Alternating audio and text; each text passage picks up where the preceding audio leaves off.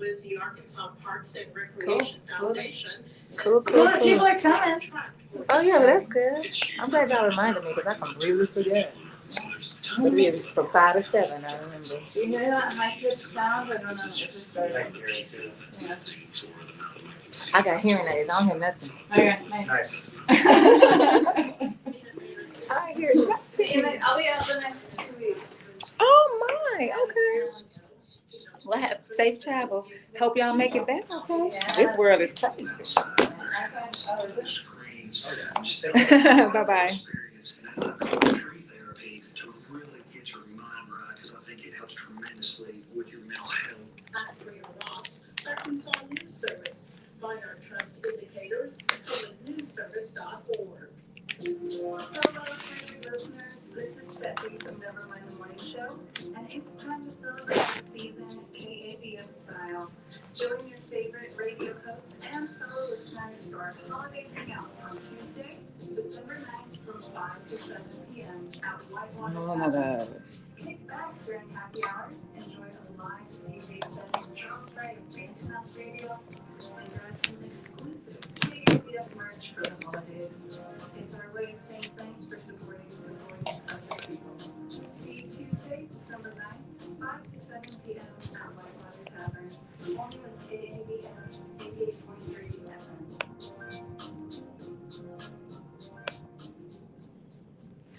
Support from KABF 88.3 FM comes from listeners and community partners. If you're a business owner or planning an event and would like information on how it can be announced on KABF, contact our office at 501-372-6119.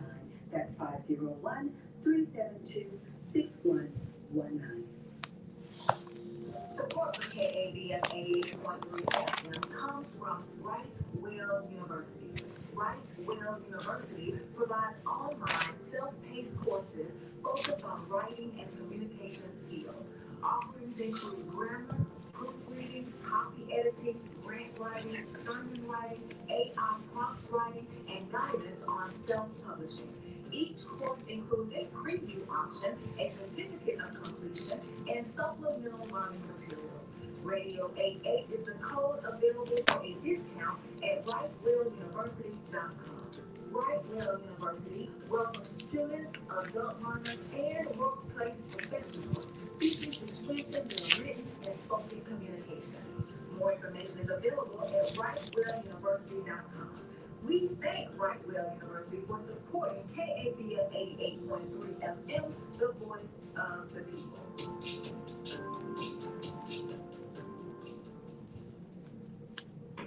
Every person is entitled to 30 fundamental human rights, and you only need to do one thing to enjoy all of them. Know them. Get your free human rights booklet today. Go to humanrights.com.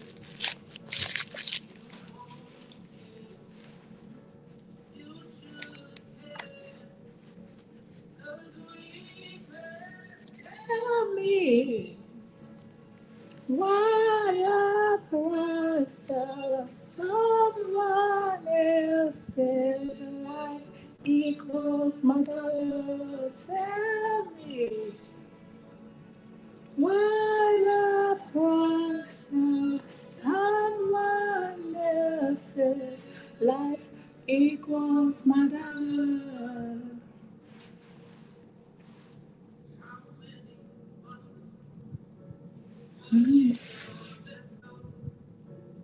How many years home now above. Where is your truth? Where is your candle?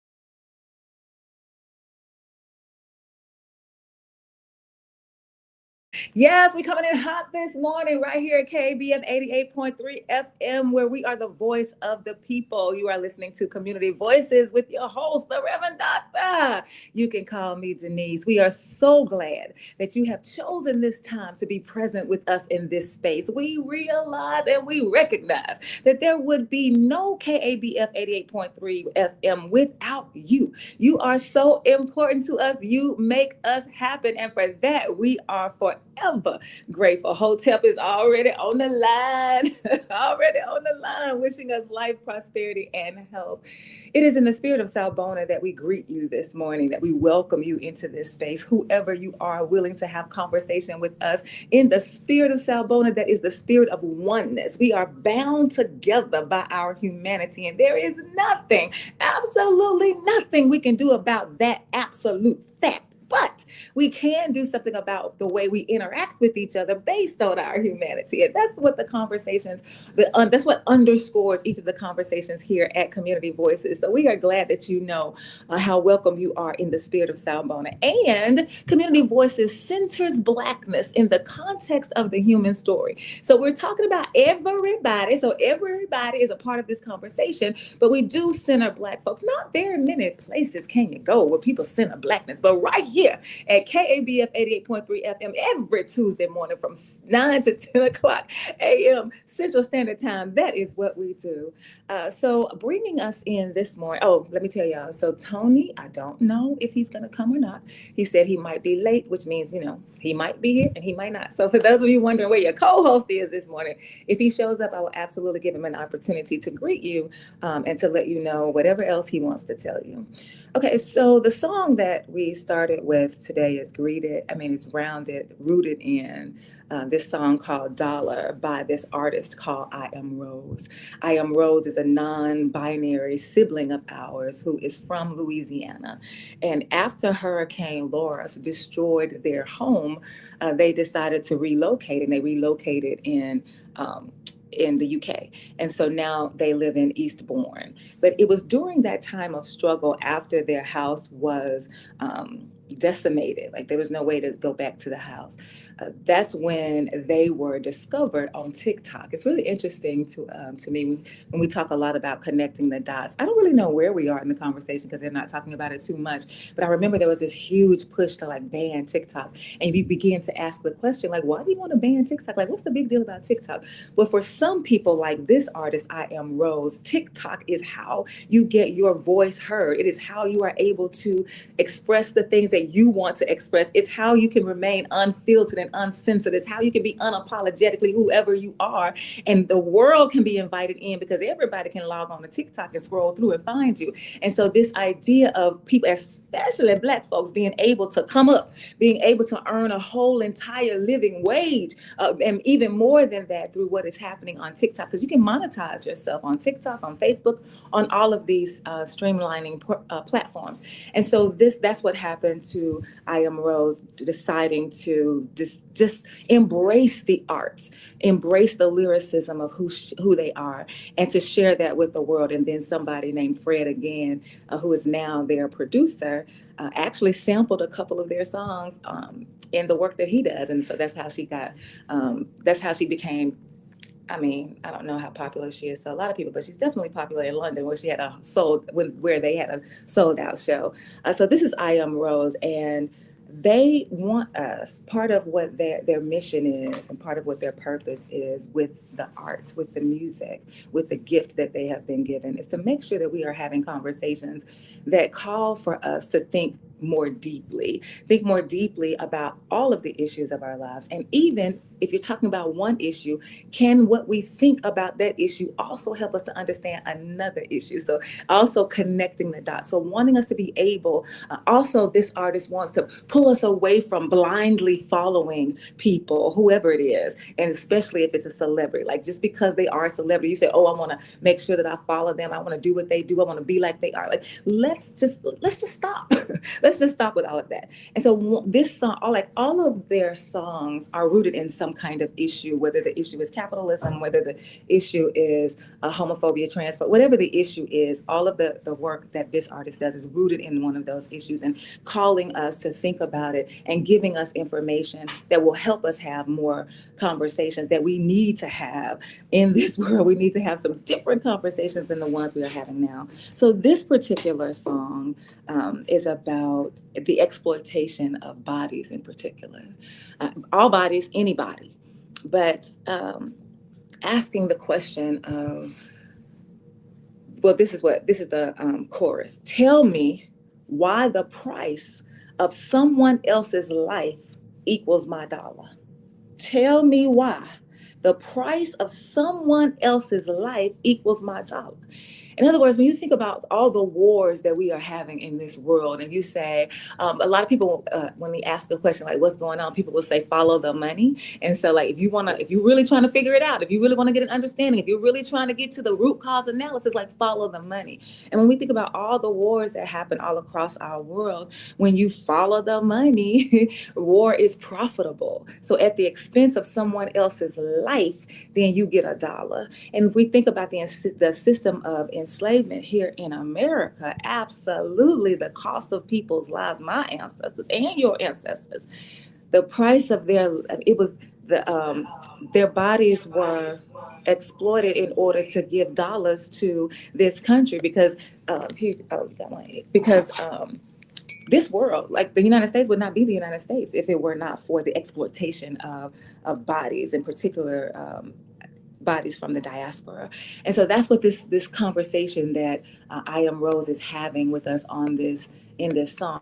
And then they also go on to say, I care, that we care. Like, you don't care and you won't care, right? But we care. And because we care, that should make you care. So some of us only care about the things that directly impact us. And if it doesn't impact us, we act like it doesn't even exist. And so we don't show up for the folks that need us to show up, because we're like, that ain't my issue. But as soon as it comes to your door, now you want to be vocal about it. Now you want to raise up. Now you want to pass laws. But why can't you simply say, because we are in the Spirit of Sawubona, I say that wherever I find injustice, I don't care who the population is that's being targeted, I'm going to get into that fight, because that's a good fight for me to be in. And I'm not going to wait for it to come at my door. I'm going to make sure that I'm on the front lines every single time, because that is what we need. We need everybody to understand that we are in this together. And for people who call themselves allies, you're going to be a central part of this conversation in just a minute. But right now, already came through the door, already got his phone online, already showing up on Facebook, is your co-host for the community show. Community Voices. The pastor. I can't even say it today, Toney Orr. Hey, good morning, everyone. It is good to be back on the air. Been hit and miss the past 3 weeks. Doing work in different places and different spaces, but it's good to be back. Hope everybody's having a great day so far. Do you have any announcements, Tony? No announcements. Okay. I think that's all I want to say about I Am Rose to get us started with making sure that we are thinking more deeply about the issues that involve all of us, and especially that idea, that concern that I Am Rose has that even if the struggle is not yours, it's not at your door presently, please know and please understand that it's going to get to your door. It is not there right now, but it's going to come for you. And so why not go ahead and be engaged in the conversation for everybody who's struggling and not simply waiting for your own struggle. So that's what's grounding us in the conversation. But I'm going to lift the conversation up out of just talking about the price of dollars in terms of war, but also talk about the price of dollars in terms of slavery, but also talk about the price of dollars as it relates to immigration, as it relates to all systems of domination and oppression. But immigration is going to play a role in this conversation too. So immigration, we're going to talk about allies. We're going to talk about right after we have this from our EJI tidbit for today. So this was on December 7th in 1874. On December 7th in 1874, after a formerly enslaved man is elected sheriff in Vicksburg, Mississippi, white people remove him and kill Black citizens who try to reinstate him. He is later shot in the head by a white deputy. Let me read that one more time. On December 7th, in the year 1874, after a formerly enslaved man is elected sheriff in Vicksburg, Mississippi, white people remove him and kill Black citizens who try to reinstate him. He is later shot in the head by a white deputy.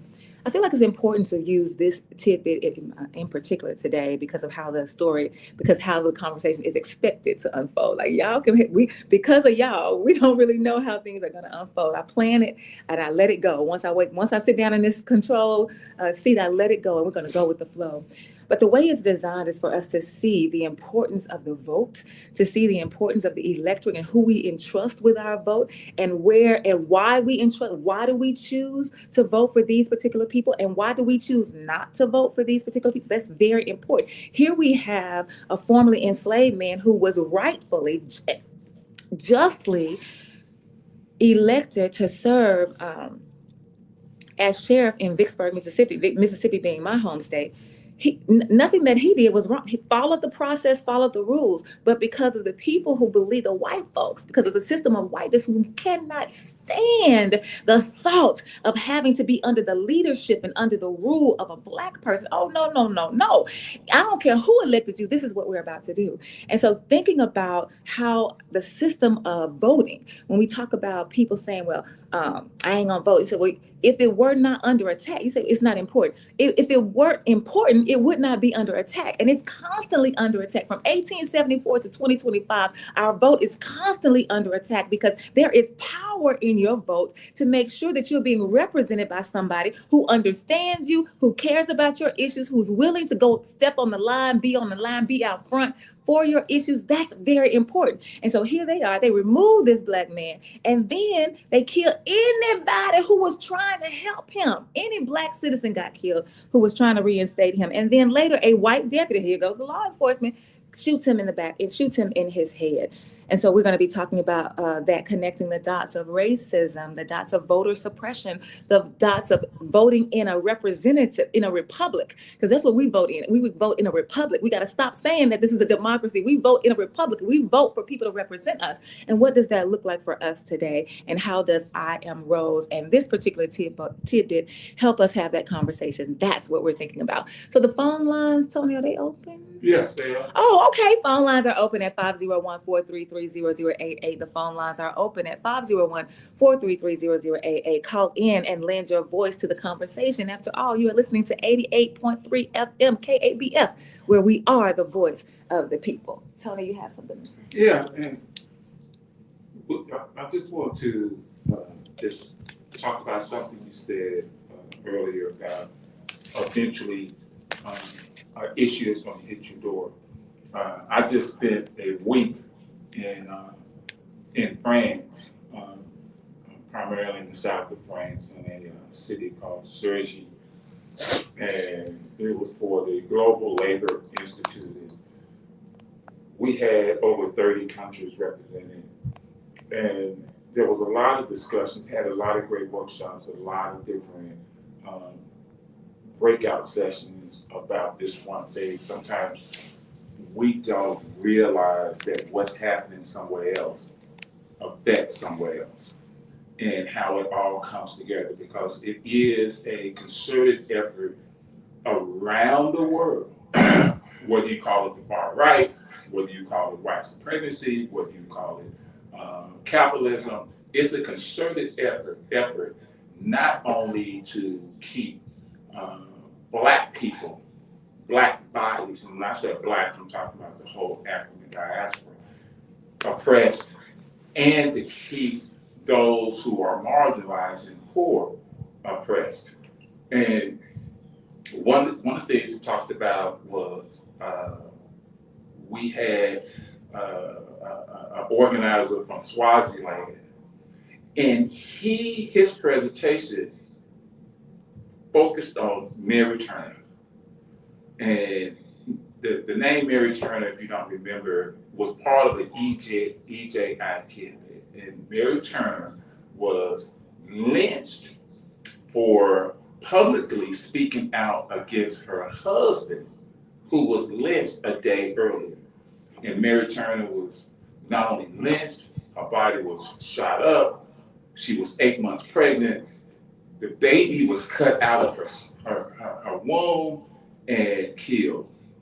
And he brought that up to show that you think this is just something that happened 100 years ago or 200 years ago. He talked about that this is still happening in Sudan, this is still happening in Swaziland, this is still happening in the Democratic Republic of Congo, this is still happening. These are things that are still happening in other countries around the world. And if you don't, and you talked about allies, Denise, and that's what's the thing that we were all looking at. How can we ally together, not only for what's going on in Africa, Haiti, or Myanmar, but also what's going on in the U.S. And then he brought something to basically it silenced everybody. He said, you only care about what you care about, and you don't care about nothing else until, like you said, Denise, it happens to you. But you have to realize, just because it's not happening to you, it's not happening to everybody. And we all had to look at ourselves and recognize that. And so when you think about what's going on in now troops in New Orleans, when you think about bombings of ships in the Caribbean, when you think about voter suppression, when you think about people being pulled off the streets, immigration, when you think about Black people who are driving down the street and get stopped and end up dead, when you think about all that, just because it's not happening in your little neck of the woods does not mean it's not happening somewhere else, and does not mean it does not affect you. All these things affect us, and that's why it's so important that you have to have allies, and you have to be willing to say, I'm going to get in the fight. Because if I don't get in the fight is going to come to my front door, and I'm not going to be prepared for the fight. So part of the fight is when we talk about centering Blackness in the context of the human story, that human story part is where we talk about having allies. And that's a word that many people like to use. I'm an ally of this community. Ally meaning that you want to show up for folks who have identities that you don't check, for boxes you don't check. So there are men who will say, I'm an ally for women. And so they are not women, they don't check that box, but they show up for women because they understand the importance of women's issues. Or there are people who are not Democrat, but they say, well, I don't know if they do the Democrat, but you say, well, then I'm not a person of trans experience. However, I'm an ally of that population, of that group of people, because I believe that their issues are important enough for me to be in the fight with them, because everybody needs to be living liberated regardless of your sexual orientation, your gender identity. Same thing for race, the same thing for gender, for class, all of those things. So an ally is a person who says, no, I will show up for you. And what has happened over the course of time recently here in especially our country, but I'm sure it happens globally as well, is that we've taken that word and we as our own selves will apply it to ourselves and we wear it like it's a badge. I want you to know we'll show up in spaces where we have not been invited, but we'll show up in those spaces and say, oh no, I want to be here because I'm your ally. I want to help you. I want to be here. I want to know what the conversation is about. And that's all that you are willing to do at the end of the day. And so as an ally, you just want people to see you. You want to show up with your little badge on because you're going to say it. You're not going to, I don't think you're going to wear the badge that says ally, but you're going to stand up at some point in the space and say, I'm your ally and I'm here to help you. I'm here to support you. You're going to say things like that. And so many times we get duped by that. We see somebody in a space where there's movement happening in that space because we're strategizing, we're coming up with tactics and we're organizing, we're mobilizing. We see a person in that space and they say that they're an ally and we just take their word for it.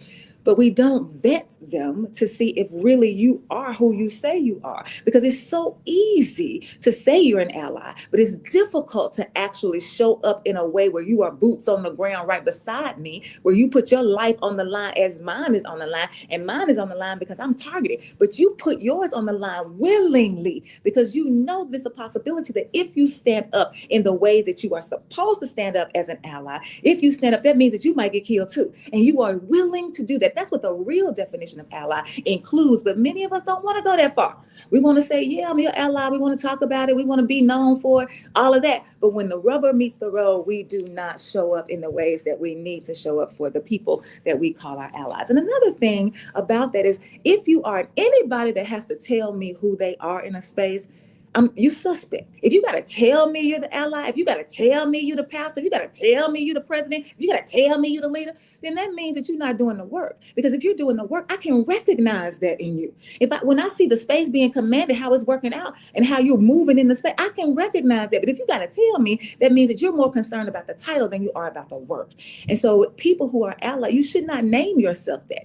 The community who you say you are in allyship with, the community will name you that. So when you go somewhere, you say, oh yes, my name is Denise. Yes, and the person that brought you into the space will be like, oh yeah, and Denise is an ally of ours. Okay, that person vouches for you instead of you trying to vouch for yourself.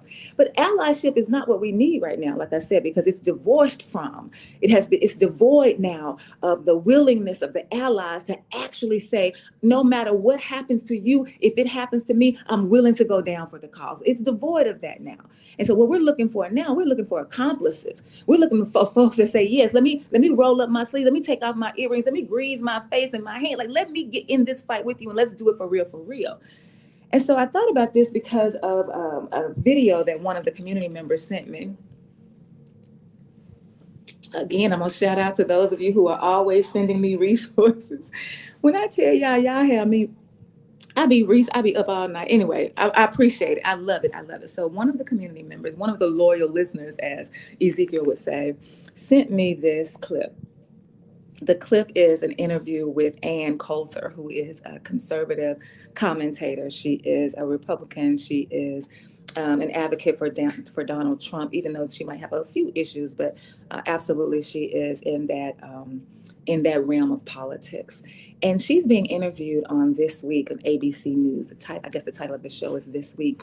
And I want you to hear the beginning of this interview that she's having with this guy. It's only going to take like 46 seconds. If my math is right, it's only going to take about 46 seconds to hear what she has to say. And then we will continue to have the conversation after that.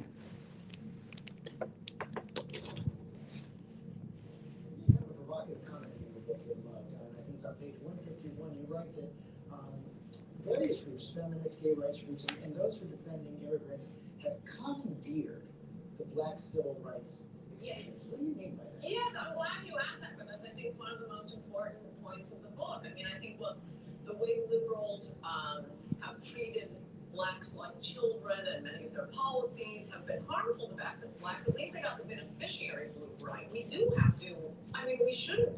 There is the legacy of slavery and Jim Crow laws. We don't owe the homeless. We don't owe feminists. We don't owe women who are desirous of having abortions. But or gays who want to get married to one another. That's what civil rights has become for much of the left. And all the blacks after 5 minutes. Immigrant rights are not civil rights? No, I think civil rights are for blacks. See, this is essentially the problem. What have we done to the immigrants? We owe black people something. We have a legacy of slavery. Immigrants haven't even been in this country. But you see, most of us are either immigrants or are the descendants of immigrants.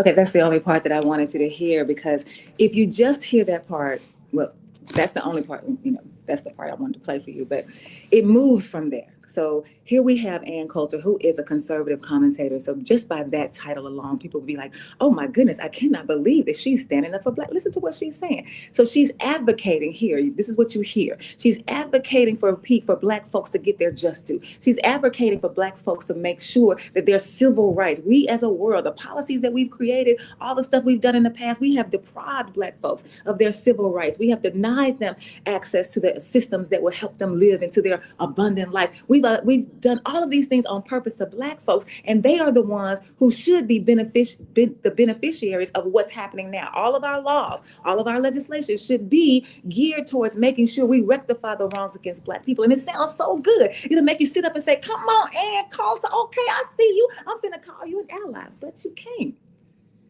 But that's what we do. One, especially with politicians, they come to your church once a year, only during campaign season, and they say some words about you and say some words about Jesus, and now everybody's like, oh, that's who I'm gonna vote for. Politicians say, oh, they campaign on a promise, I'm gonna do this for you, I'm gonna do that for you, and we say, okay, as long as you say something about blacks or whatever the issues are, whatever the single issue is that and as long as you say something about abortion, as long as you say something about whatever your issue is, then I'm willing to vote for you and get you in office, without understanding that who the person is, at least who they are to us. Because I don't know who Ann Coulter is to her family. I'm not even interested in that. I want to know who you are to the world as it relates to the work you are going to do to help us as citizens live as liberated people. That's what I'm concerned about. So all of that sounded good.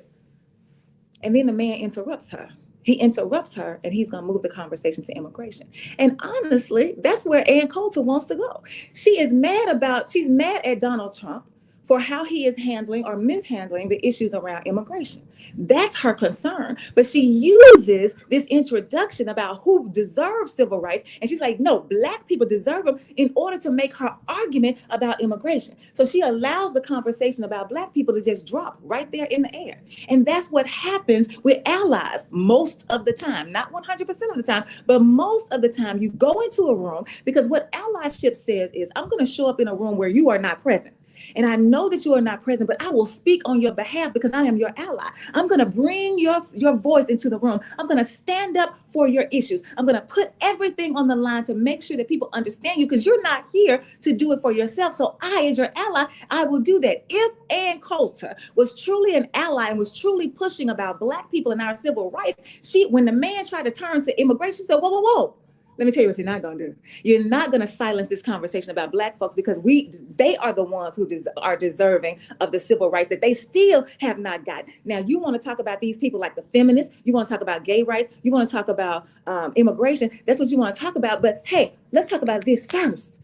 But she doesn't do that. She never, ever comes back to even circle around to getting back to the black folks. She lets the conversation go from there, because that was just a lead in. Talking about black people was just a lead in to get her to where she really wanted to go, which was not about black people at all. And so we've got to get to the point. I Am Rose is saying, let's stop just thinking about stuff superficially. Let's stop just blindly following somebody just because they said a couple of words that we agree with. Let's really dig in. Let's really go deeper and figure out what's going on. Because if you're my ally, if you come in and you say, I'm going to speak on behalf of you, then you can't let nobody silence you, because I ain't gonna let nobody silence me. If I was in that room, you can't silence me. So if you're in the room in my stead, you can't allow yourself to be silenced either. Not if you are a true ally, but that's not what you are. That's why I'm now saying we need you to be an accomplice. Yeah, I agree. There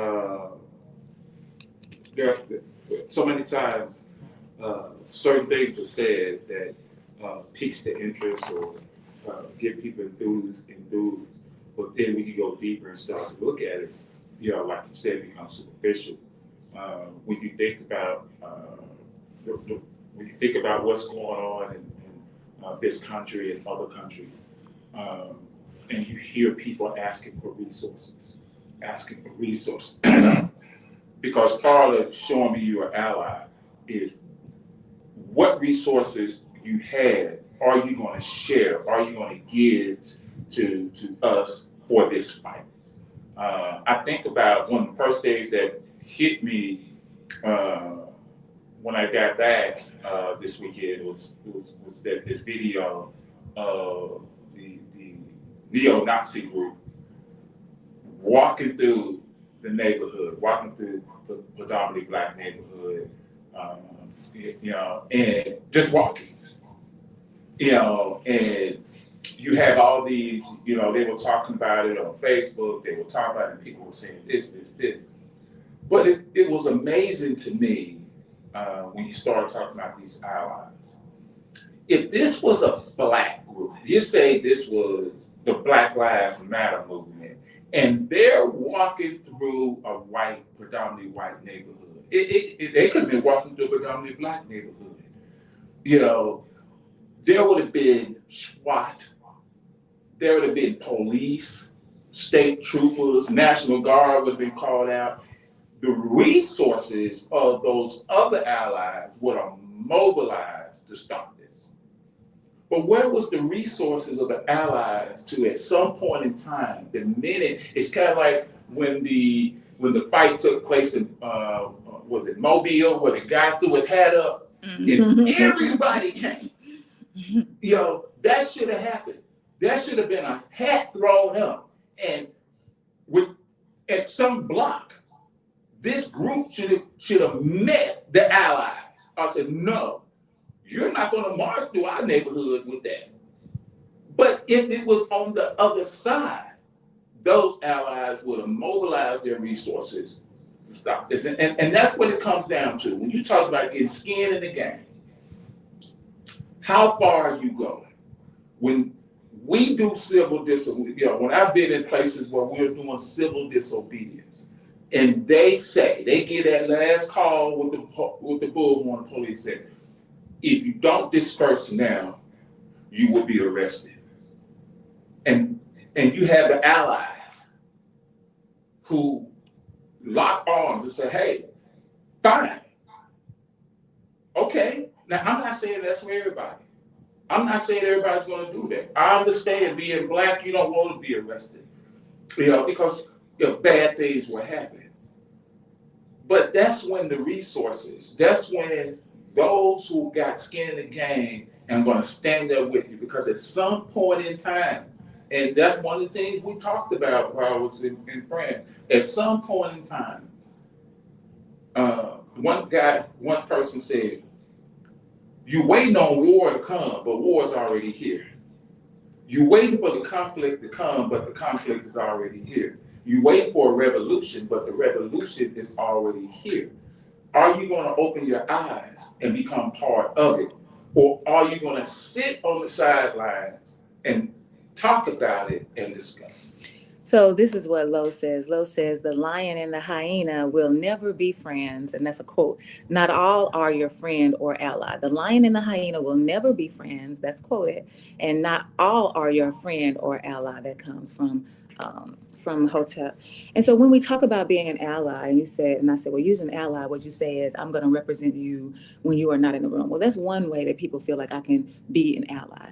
But based on what you said, Tony, there's another way. And for me, a more significant way for you to be an accomplice is for you to say, okay, I'm going to use my privilege to get you in the room. Right. And you can tell your own, because can't nobody tell your story better than you. I didn't say nobody can tell your story, but nobody can tell your story better than you, because some stories, you got to feel in your body when the person is talking. Some stories, when they open their mouths, the hairs on the nape of your neck, on your arm, they stand up because you can feel it in your soul what they're saying about their situation. And those are the stories that have way more impact than the ally, than the accomplice, the ally talking for me. So you have privilege, whatever the privilege is, whether it's financial privilege, whether it's racial privilege, whether it's gender privilege, whatever privilege you have, use it to get me in the room and now hand off the microphone to me. we talked to Dr. Karama Neal was on the show not too long ago, and I said that part of our story, well, really the beginning of our story as it stands now, is that she invited me to sign the petition about reproductive justice for women, but for all people, for humans. And then, so we were signing, and there was a group of us signers, those of us who were getting signees. They were out there. I know what it was. It was around this time of the year, because Dr. Martin Luther King Jr. Day. So the commission here, the MLK commission here, was out there. We're going to have a giveaway. And so those of us who were signing up, people, we wanted to be in that space because we knew it was going to be a long line of folks for a long period of time. We wanted to take advantage of that time. And so Dr. Whitfield tell you, hey, there's something going on over there. Can you go see what's going on? So I showed up to regulate. I'm like, what's going on over here? And when I showed up, it was all white people. And I was like, wait, what's happening? Look, what's going on? And so they told me about how they were being treated, how the group of us who were looking for people to sign for the amendment to sign up in favor of reproductive justice against the what was going on with abortion rights and all of that. She said they've been harassing us, and what we said was, we didn't want y'all to be out here. We got it, because they talking about arresting folks, so we willing to be arrested. So we here. That's why it's all of us, because we're here because we don't want you. We don't even want you to even think about. Because I know you'll get arrested with me. I know, but no. That's what we decided that this is our space and our time, and whatever happens, if we get whatever happens, we gonna do it. That's what an accomplice does. It doesn't say, oh, stand right here with us, and if you go down, we all go down. I'm gonna go down on your behalf, because that's how bound I am to the spirit of Sawubona. That's how bound I am. And when we talk about Ann Coulter, she's the one who makes these comments, and it makes it seem like, oh my goodness, she is really, really, really interested in Black rights. Because she even goes on, I don't know if you heard that part, because I kind of cut that part off, where she says the young man who interrupts her, I don't even know his name, he was talking about we're all, at some point, we're all immigrants. And she was like, no, it says some of us aren't, whatever he said, she said everybody's immigrants. And he said, no, there are some natives here. And so she's talking about, in the clip that you heard, she says, we don't owe immigrants anything. She said, we don't owe immigrants, we don't owe feminists, we don't owe the homeless, we don't owe them. People who are desirous of getting abortions, people who want to be married to someone of their same gender, we don't owe them anything, that we don't owe them. And it's interesting to me because when you look back in her history, she comes from immigrants. And so it's really interesting how in this country and in this world, you show up in a space. This is another reason why I got a problem with allies, just the way that we practice allyship right now. You show up in a space and you say you're here for the good of all. You say you're going to do all the work, but then you leave people behind. And so you come in on the backs of Black folks, but then you leave all of the movements that she named. When she talked about feminists, when she talked about gay rights, when she talked about abortion issues, all of those campaigned on the back of civil rights for Black folks. So she's right. We don't owe you anything, but guess what? You are the ones benefiting from all of the exploitation of our work. And we still over here talking about where are our reparations? And y'all acting like y'all can't figure it out. Y'all can't figure out how to make it work. You can figure out whatever you want to figure out. You done figured out the system of whiteness that continues to be in full effect because it's the face of the system of white inhumanity. So you do what you want. So her own people are immigrants, but now that they were immigrants, but what did they do? They assimilated and they became white. And so now they consider themselves, oh, no, I'm not an immigrant. This country belongs to me. Like that's the rhetoric of many white people that are suffering from whiteness. And not even white people. I know it's more than white people in whiteness. I know that. And so when you talk about Ann Coulter also being a staunch proponent of Donald Trump, and you think about Donald Trump and what he has done with the Bible. Y'all know what Donald Trump has done with the Bible. Has anybody talked about that? Yeah, what? The fact that he put the Constitution in the Bible. Stop right there. He put the Constitution in the Bible, but he left out of that Constitution amendments 11 through 27. So he said, I want the Constitution to be in the Bible because, they doing something with this Christian nationalism. But but it's not going to be all of the Constitution. I'm not going to let in 11 through 27. And only the ones that for this, I only pulled out the one. Listen, y'all, I'm a show enough preacher. I'm going to pull out the points that help me get my point across in the name of your Jesus. That's what I'm going to do. So I just want to pull out those that help this conversation move forward, because not all of them are helpful for the conversation. All of them are helpful but not for this conversation. Amendment 13 is not in the Constitution that's in the Bible that Trump, y'all, they signed. I think they were selling it for $65 or something like that. The Amendment 13 that abolishes slavery is not in there. Amendment 14 that defines citizen, it's not in there. The amendment about prohibition is not in there. When the amendment about granting women the right to vote, maybe I should tell y'all the amendment. Amendment 13 that abolishes slavery and involuntary servitude, it's not in there. Amendment 14, which defines citizenship and guarantees protection and due process, is not in there. Amendment 15 that prohibits denying voting rights based on race, color, or previous servitude, it's not in there. Amendment 18 that prohibited the manufacture, sale, and transportation of alcoholic beverages, which is prohibition, it's not in there. Amendment 19 that granted women the right to vote, it's not in there. Amendment 21 that repealed prohibition, it's not in there. Amendment 22 that limits presidents to 2 terms, it's not in there. Amendment 24 where you have that bans poll taxes in federal elections, it's not in there. Amendment 26 that the right of citizens of that gives the right to vote to citizens of the United States that are 18 years old, it's not in there. So when you think about how he's campaigning on, he wants another term. He wants to be able to gerrymander so he can suppress your vote. Like all of the stuff that he is doing as a president, that he campaigned on as a presidential candidate. And this same man, Ann Coulter, who comes in acting like she all about the black folks because we deserve civil rights, she believes in this. So she's not your ally nor your accomplice, but you were just glad to hear her say something about black folks. And we got to stop doing that. I Am Rose says, hey, we need to think more deeply about these issues, because every step that this government is making is made so that they can make $1 off of the bodies at war, off the bodies in employment, off of the bodies in healthcare. We are dying at all manner of things are happening to us that's causing our death beyond just war in other countries, war right here in our country, homelessness, mental health issues, all of that. And yet, just because she says something about black folks, we fall into that trap. When are we going to begin to think more deeply about things? And when are we going to say, I don't even need you to give me the room. I can create my own room and do my own thing, because I've got just that much power if I was simply wielded in the right way. And so when you think about it in that context, Denise, doing some conversations and friends, there were some things that were brought up. And you have to get people to open their eyes on things. So when you look at the U.S., so there are places, the U.S. just did, make Hawaii a state or Alaska a state. It was a reason why. They don't really care about the people in Alaska or Hawaii, just like they don't care about us here in Arkansas. It was to them, to this capitalistic and white people, it was strategic. When you look at Puerto Rico, we claim that if you live in Puerto Rico, you basically a U.S. citizen, but you got no rights. You look at the Virgin Islands, U.S. Virgin Islands, we claim you as a citizen, but you have no rights. You have no representation.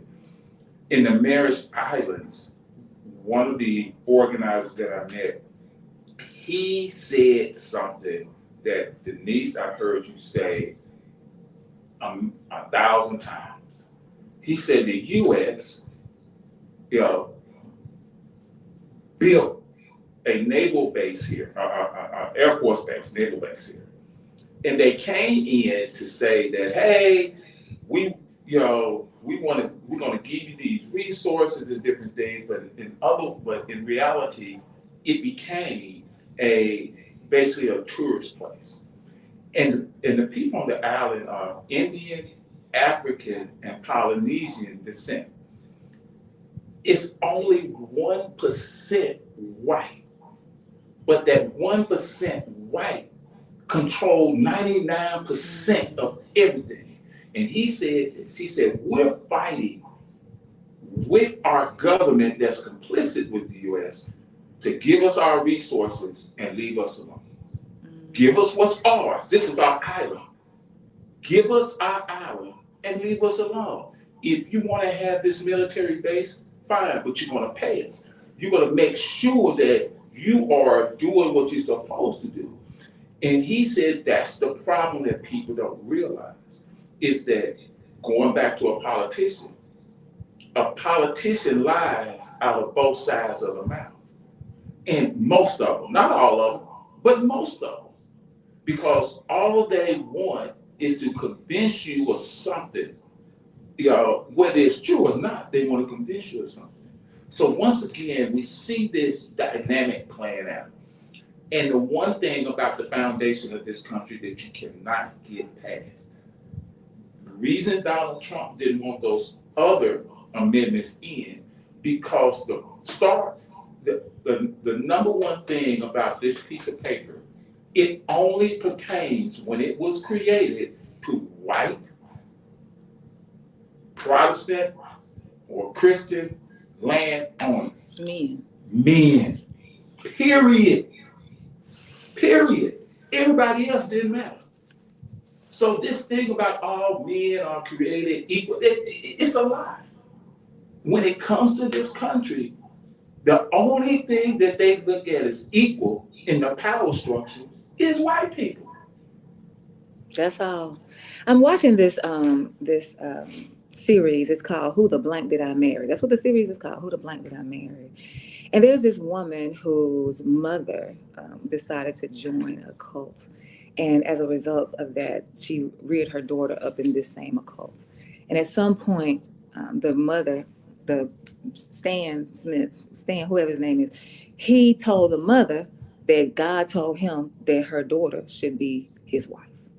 And so all of that happened. And so she was abused. I mean, just abuse after abuse after abuse. But at some point, her oldest son, she has two sons by this man, and her older one day said, listen, I can't do this no more. I got to go. I'm finna go. I know that you all are not ready, but I got to go because I cannot handle this anymore. I don't have to. I'm out. So the older of her two children, he leaves, and he says to her, Mama, when you ready, I'll come pick you. I'll do whatever you need me to do. I will come and get you when you are ready. Just let me know. So at some point, the mama gets ready, and she says to the younger son, listen, come on, let's go. We're going to meet your brother. He says, no, I cannot go because I'm afraid I'm going to die. I'm going to go to hell if I go. I don't believe you. And he blocked the door. Didn't want her to go because you're going to go to hell too. She said, no, listen. And he finally let his mama go, but he stayed there because he was scared of going to hell if he left with his mom. So his mama leaves, just like the brother said. He goes and gets his mama. Now they are together and they waiting on the younger son to come, but he never comes because he's too worried about going to hell because he's listening to the lies of this man that said, oh, I done heard from God. Finally, the woman tells her story, her own story, to somebody who has some power, somebody who considers themselves an accomplice, who says, I'm going to help you with your story. And they got an attorney and they said, well, we understand that when we're dealing with these people, the only thing that bothers these kind of people is when you affect their bottom line. When you come for their money, that's the only time that they are concerned. They ain't concerned about your feelings. They ain't concerned about your health. They ain't concerned about anything except their bottom line. And so they said, well, this is what we're going to do. We're going to let's name the abuses. Let's name physical abuse. Let's name sexual abuse. Let's name financial abuse. Let's name psychological abuse. All the same abuses that we can name about people from the African diaspora right now in this world. Sexual abuse, financial abuse, psychological abuse, and physical abuse. We can name all of those. And he said, well, you know what we did? We put a cost on them. And when we put a cost on them, we wrote up the whatever the paper is, and we sued them based on that number. And when they got sued and they won the money. And the only stipulation for them winning the money was you can't tell anybody how much it was. That's the only stipulation. You just can't tell anybody how much it was. Now watch what happened.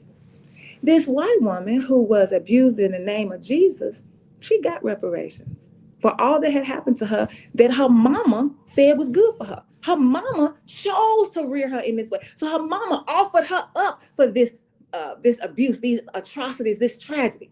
When you think about the system of enslavement, hey, We ain't signed on for this, but her mama did. And then brought her into the fold. She gets out and says, I'm due. And the son that had enough backbone to leave first. If he had not left, the mama would not have followed and the reparations would not have happened. And then the other son, talking about, I can't go because I'm going to end up in hell. Well, you in hell without your reparations. You so busy trying to serve a God that they done made up for you that you are not even thinking about not only your freedom, but all that comes with it through your reparations, through the acknowledgement that we know we've done you wrong.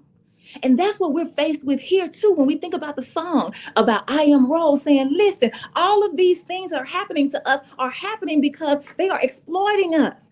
How many of us are ready to come away from the system? We talked about, Tony just talked about us being complicit. How many of us are willing to divest? Even if I got to even if I got to divest all by even if I'm the only person in my family, even if I'm the only person on my job, even if I'm the only person in my neighborhood, I'm going to go and get my freedom. I'm going to keep the door open for you, but you're not going to keep me bound to this mess up in here. Especially because it's costing me every single day. It's costing me my dollars that belong to me. And then how many of us are say, wait, look, they done gave me permission. I'm finna go with them. Instead of following these celebrities who are taking you to nowhere land, I'm gonna follow the people that's leading us to freedom. I'm going with the Harriet Tubman. That's who I'm choosing to follow. And then think about how many of us are just like their younger son. I can't go because I'm scared I'm gonna go to hell. See, that right there, hell is a construct meant to control your body. He's doing exactly what many of us are doing right now. I cannot fight for my freedom because I'm scared of your Jesus. And that ain't what the gospel is about at all. And at the end of the day, y'all be like, Jesus is about love. Well, that don't sound like love to me. But many of us are scared. The God we serve got us scared of hell. And so therefore we don't fight for our freedom. So we got choices to make today. We got choices in our spaces that are going to be accomplices for us. We got a time for us to choose how we can create our own spaces and be our own ally, be our own, be the ones who control our own stories. Like we have choices to make about what we can divest from and being willing to say, I will do it. We even sing a song about it in the church. If I got to go, I'll go all by myself. That's what we say in the church. But when it's time for us to go for our liberation, we bound. Here's my brother. Oh, this is my brother, the doctor, Derek Daniel. The question that we are confronted with today is relatively simple. You can either believe me or your lying eyes. My observation has been that in today's time, people are actually struggling with this question, accepting that as fact. How does one engage in a meaningful conversation? Okay, let me read that again. This is from my brother. This is the older of the three, the firstborn. The question that, I brought my glasses in. Okay.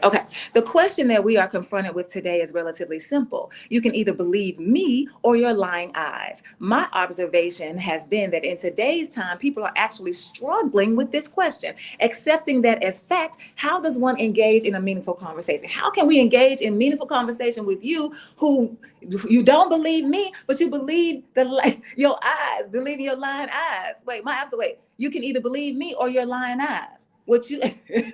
Are you going to believe me or are you going to stay complicit with the system? And if you are going to stay complicit with the system, then how do we have meaningful conversation? That is the question that my brother has posed to us. And I dare to say that we cannot have meaningful conversation with people who are not yet ready. Just like the woman in the on the show that I was watching. She couldn't go because she wasn't ready. I keep hearing people say, quote this, when the student is ready, the teacher will come. So we got a whole bunch of students out here that ain't ready. So she wasn't ready, so she couldn't go. And some of us are trying to have meaningful conversations, but with people who can't. They don't have the capacity, so we don't need to worry about them. But there are some people out there who are ready, who are willing. You lead the way and I'll go. The oldest son led the way and she came right on in. And that's what we have to do. Tony, you got anything to say? The only thing I want to close with is that in these conversations and meaningful conversations, what you're trying to do is get to the truth. And for people to understand what is true. What they have done in this country is make it seem like that when people are talking about the truth, especially from the black perspective, is that there's this hatred of white people or this hatred of this country or whatever. And that's not it. What it is that we want you to recognize what's true, understand what's true, and then do something about it. And that's difficult to do because whether we believe it or not, most of us are caught up in gain. And that's the one thing that the power structure, capitalism, however you want to call it, that's the one thing they do very well. If they can gain you, they can divide you. Thank you all so much for listening to Community Voices right here live at KABF 88.3 FM, where we are the voice of the people. You listen to me. You do not want to touch that dial. Your girl Lola already at the door, ready for 2 hours Jazzy Tuesday. And if you think you're not a jazz fan, you will be if you continue to listen to KABF for this 10 to 12 o'clock block with your girl Lola. She's coming right up now, and I'm going to get her started, especially because of this conversation with the song Backbone by Janine Latrice Perez. Let's get our backbone so that we can find our way to liberation. We'll see y'all next time.